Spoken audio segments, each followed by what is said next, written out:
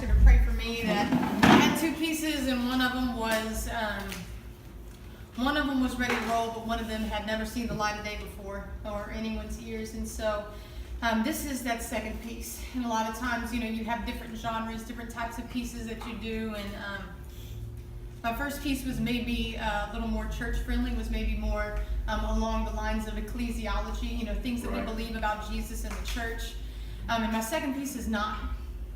I think if you look at art today, if you look at some of these rappers that we're talking about, if you look at Kendrick Lamar, look at his new album, To Pimp a Butterfly, look at the art that's coming out. Some of the art that is coming out is honest.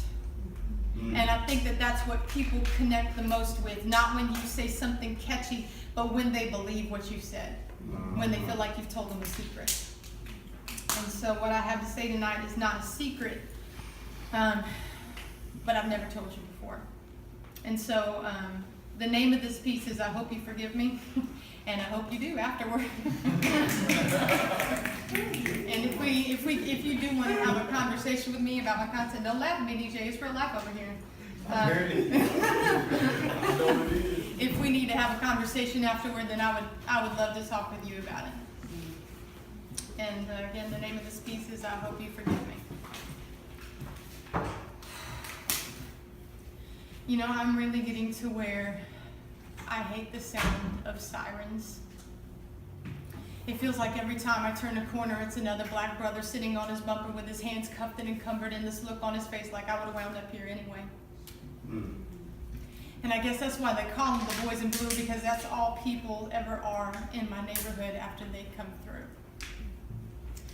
Because around here, honor looks like more than stars and bars, and frankly the scars from the bars have put more than holes in our family trees.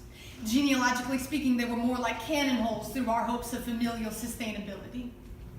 And are y'all still mad? Baby mamas need snap the same way you mad when your president gives dap. Like, oh my, oh no, I thought he'd behave. I never thought I'd see a Medea in the office in my day. Like Ray J and OJ are the reason you need a vacay from the whitewashed suburban tombs housing bodies of people who were born from wombs of privilege.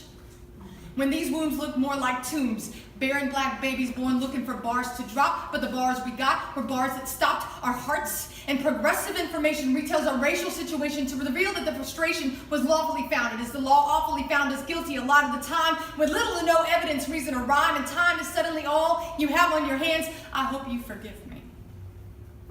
Living in the hood for the first time in my life, I frequently just get caught in a daze.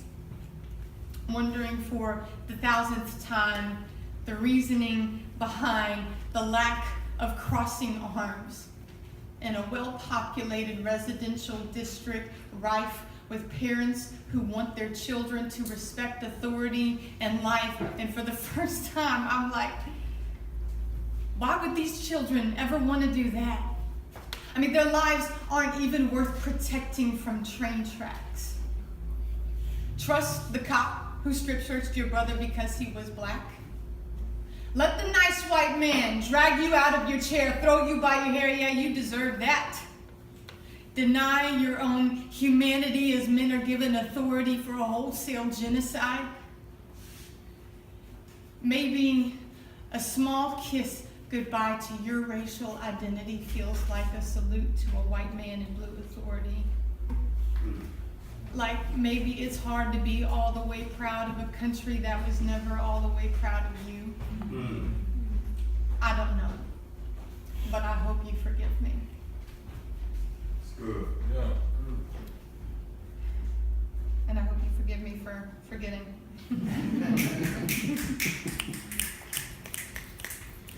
So where are our young black men?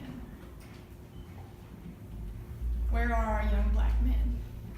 Well, I don't know, you're gonna have to tell me they're either 6 feet under or suffocating from stripes. Because the entertain me culture knows more about fitness with Fonda than learning from our current history. Ask the Tutsis in Rwanda. We are not the first civilized society to see the propriety in suffocating and annihilating people who don't look like me. Ask the minority babies' bodies lining the single consciousness of white abortionists who are protected by the law. Trust them? Are you serious? I I hope you forgive me, because I'm stuck in between. White people tell me, it's all in my head. They're just a bunch of spoiled children who need to be read their rights. Because a life of white privilege can absolutely provide accurate insight. And there's obviously no point in pursuing a culture that's in sight, next door. You know enough about it for your black neighbor to laugh at you when the words, bruh man, don't mean nothing to you, sir. Can we stop turning suffering into rhetoric? You're talking about black cards and I'm talking about black souls. Learn the difference. I'm sick of it. It's gibberish. Opening your mouth about an experience that you've never had. You're not listening. You're indifferent. Your sister next to you has no confidence in your confidence concerning her experience. Yes, I'm serious. I hope you forgive me. And black people tell me I need to shut my mouth because I've never been black. I've got no idea what I'm talking about. I'm not the first and I won't be the last. And frankly, I need to get in line because change never came along that fast.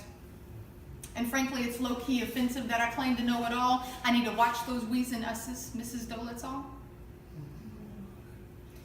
But maybe you've seen more than a few white girls who look just like me and appropriate your men and culture and disrespect you 8 days a week. So I hope you forgive me. And as for me, well, I'm really glad that I'm over winning popularity contests because I look like the Barbies on the shelf at Walmart. Because I haven't won any lately. My skin used to be my ticket in. And they find out my husband's black and the magic wears off. And I'm common, or at least partially his color. And if you don't know what I'm talking about, I'm probably talking to you. And I'm trusting that you forgive me. Because it's a process. Look deep into my eyes and know that I am just being honest.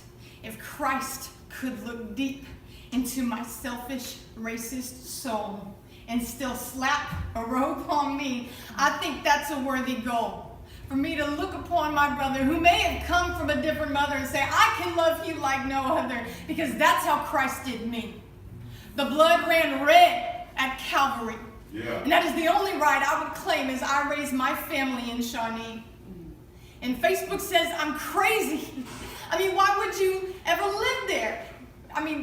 West End, for what? You can't raise your kids there, see them beasts. We in the jungle, Upton, Sinclair. But like true fans in football, win or lose, we go hard. We won't stop and we won't fail because Jesus Christ beat hell. And if Jesus Christ beat hell, then with my dying breath, I yell, victory in Jesus, my Savior forever, who sought me and bought me with his redeeming love. That's why I don't fear no thug. Kroger on Broadway, get all my love. If it's not lining my pockets, you better look above. Because King and Crown is there. True love. True love. Bottle rockets out back, they show wood. Needles in my front yard like Clapton School. Hot car shots fired like a Spike Lee movie. Hustlers in the parking lot like, you like this, cutie? I see what it is. I know what it's like. And sometimes I am still scared by the gunshots late at night. But Christ came for me so that I would know what it might be like to step aside from a life of privilege and finally come live in the light. I hope you forgive me.